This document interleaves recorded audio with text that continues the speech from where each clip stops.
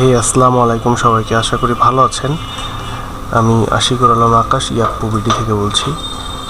তো আজকে আমি আপনাদের একটা বিষয় নিয়ে আলোচনা করব আর কি।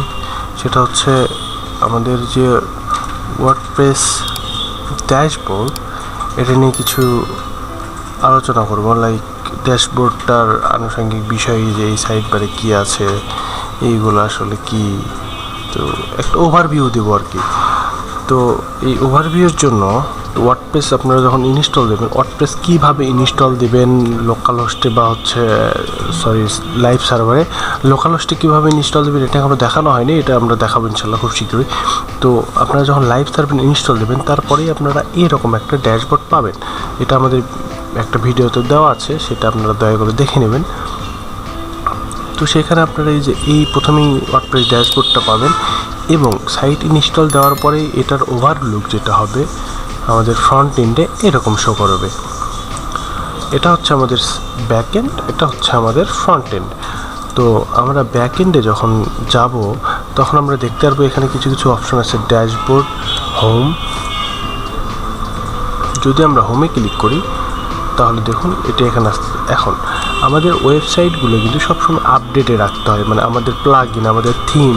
তো আমাদের থিম যদি ব্যাকডেটেড হয়ে যায়, তখন আমরা এখানে একটা নোটিফিকেশান পাবো যে আপডেটস 1। এখানে যখন আমরা যাব, তখন আমরা দেখতে পারবো আমাদের হচ্ছে কারেন্ট ভার্সন কত ওয়ার্ডপ্রেসের। তারপর যদি কোনো প্লাগইনের যদি আমরা আপডেট থাকে, সেটা আমরা এখান থেকে আপডেট করে নিতে পারবো। মানে যাবতীয় আপডেট ব্যাপার যেগুলো আছে, সেগুলো সব আমরা এখানে পেয়ে যাব। তো এখানে আছে দেখুন পোস্টে আমরা অ্যাজ ইউজুয়াল পোস্ট পাবলিশ করতে পারবো। আমাদের যেগুলো ব্লগ টাইপের পোস্ট আছে, সেগুলো সব আমরা এখান থেকে পাবলিশ করতে পারবো। মিডিয়াতে আপনারা মিডিয়া লাইব্রেরি, মানে আপনাদের ছবি টবি সব এখানে আপলোড করে রাখতে পারবেন। সেই লিঙ্ক আপনার পোস্টে ইউজ করে, বা সেই ইমেজ আপনারা পরবর্তীতে আপনার পোস্টে ইউজ করতে পারবেন। তো পেজে গেলে আমরা দেখতে পারবো যে আমাদের যতগুলো পেজ আছে, আমাদের এখন আপাতত আছে 2টা পেজ। এখান থেকে আমরা নিউ পেজ তৈরি করতে পারবো, এবং প্রয়োজনে আরও যখন আমার মনে হচ্ছে একটা পেজ আমি ড্রাফট করে রাখবো বা ট্রাশে রাখবো, আপনারা এখান থেকে এসে খুব সহজেই আপনারা ট্রাশ করতে পারবেন, ড্রাফট করতে পারবেন, পেন্ডিং করে রাখতে পারবেন খুব সহজেই। ঠিক আছে। তো তারপর দেখুন এই যে কমেন্ট, আপনাদের সাইটে যদি কেউ কমেন্ট করে, সেই কমেন্টগুলো এখান থেকে আপনারা দেখতে পারবেন। এখন কথা হচ্ছে অ্যাপিয়ারেন্স খুব একটা গুরুত্বপূর্ণ জায়গা। এখান থেকে আপনারা অনেক কিছু করতে পারবেন। থিম সেট করতে পারবেন, থিম কাস্টমাইজ করতে পারবেন। কাস্টমাইজ মানে থিমের রং, ফন্ট, এগুলো সব কিছু চেঞ্জ করতে পারবেন, এনিথিং। তারপরে দেখুন, তারপর আছে কি উইজেটস। তো উইজেটসে যে আমরা কি করতে পারি, উইজেটস হচ্ছে আপনার ফুটারে কিছু কিছু ব্যাপার আছে। ধরেন ফুটারের মেনু, সাইড বারের মেনু, এইগুলো কিন্তু আমরা উইজেটস দিয়ে অ্যাড করি। তো এইগুলো হচ্ছে উইজেটস বলা হয় এইগুলোকে, সাইড বার বা ফুটারের যে ব্যাপারগুলো। তো এই উইজেটস থেকে আমরা এগুলো দেখতে পারবো, বা এখান থেকে আমরা সেগুলো মেনটেন করতে পারবো। যে দেখুন ফুটার, তারপরে যে দেখুন ইনঅ্যাক্টিভ উইজেট, এখানে আমরা হচ্ছে বিভিন্ন যদি কিছু অ্যাড করে দিই, সেটা চলে যাবে। লেটেস্ট পোস্ট শো করাইতে পারবো, তারপর আরও অনেক কিছু বাটন, ট্যাগ, ক্লাউড শো করাইতে পারবো। তো এইগুলো নিয়ে আসলে একটু ঘাটা উচিত, মানে একটু আপনাকে রিসার্চ করা উচিত ইউজ করার জন্য।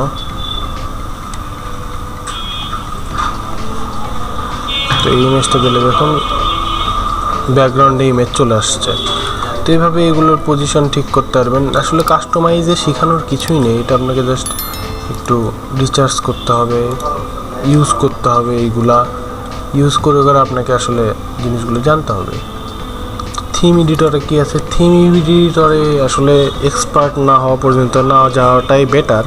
কারণ থিম এডিটরে যে আপনার সব কিছু আসলে এই যে কোডিং থাকে, কাস্টম সিএসএস থাকে, কাস্টম হচ্ছে আসলে মেইন কথা। আপনারা যদি চাইল্ড থিম না ইউজ করেন, মেইন থিম ইউজ করেন, তাহলে কখনোই এই অপশনে যাবেন না, না যাওয়াটাই সব থেকে ভালো। তো আপনারা এখন যদি বলেন যে তাহলে আমরা কাস্টম সিএসএস কোথায় অ্যাড করবো, তো এখান থেকে কাস্টমাইজে যদি আপনারা দেখেন, তো কাস্টমাইজে কিন্তু একটা কাস্টম সিএসএস অ্যাড করার অলরেডি অপশন আছে সব থিমেই। তো এখানে আপনারা আপনাদের কাস্টম সিএসএসগুলো লিখতে পারেন।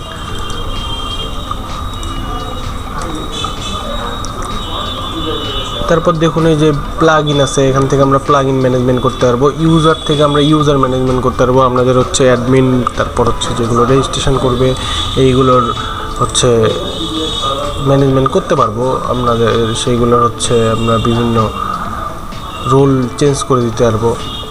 টুলস থেকে আমরা বিভিন্ন টুলস পাবো।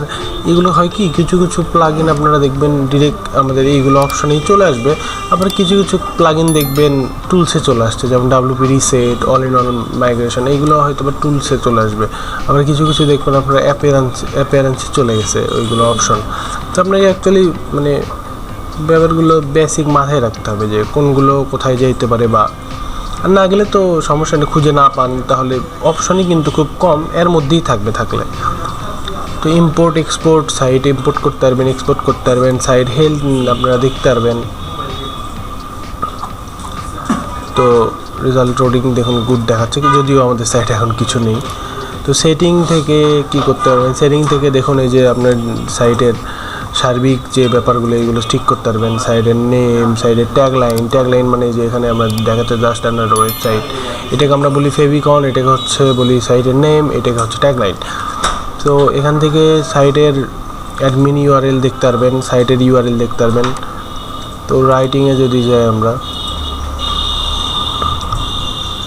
তো এখান থেকে সব মেইল টেইল আপনারা দেখতে পারবেন। এখানে আসলে কাজ খুব থাকে না আমাদের অ্যাকচুয়ালি। রিডিং থেকে তো আমি দেখিয়েছি, এখান থেকে আপনারা ফ্রন্ট পেজ শো করাইতে পারবেন। আপনার যে ফ্রন্ট পেজ কোনটাকে ইউজ করবেন, হোম পেজ হিসেবে কি ইউজ করবেন, পোস্ট হিসেবে কি ইউজ করবেন, blog page show at most কতটা পোস্ট শো করবে একটা ব্লগ পেজে। তো for each post is fit included, এটা কি ফুল টেক্সট থাকবে না এক্সাপ থাকবে, এটাকে বলে আসলে ওই যে প্রথম কয়েকটা, যদি এটা আমি সিলেক্ট করে দিই তাহলে আপনার প্রথম কয়েকটা হচ্ছে দেখাবে 10টা 15টা, এটা কাস্টমাইজ থেকে সেটিং করে দেওয়া যায়। ডিসকাশনে দেখি আমরা, ডিসকাশনে কি আছে, ডিসকাশনে মানে কিছু কিছু ব্যাপার আছে যে আসলে এইগুলো হচ্ছে যে আপনার at notifies any blogs link for a post, comment setting করতে পারবেন, ডিফল্ট পোস্ট সেটিং করতে পারবেন। এইগুলো জাস্ট টিক দিতে হবে, যদি আপনার এগ্রি থাকেন টিক দিবেন, না হলে এগ্রি না থাকলে টিক দিবেন না। Automatically close comment of post older than 14 days, আমি চাচ্ছি না যে অটোমেটিক্যালি ক্লোজ হবে, তাহলে এটা টিক দিবেন যদি চান 14 দিনের মধ্যে, আর যদি না চান তাহলে টিক দিবেন না।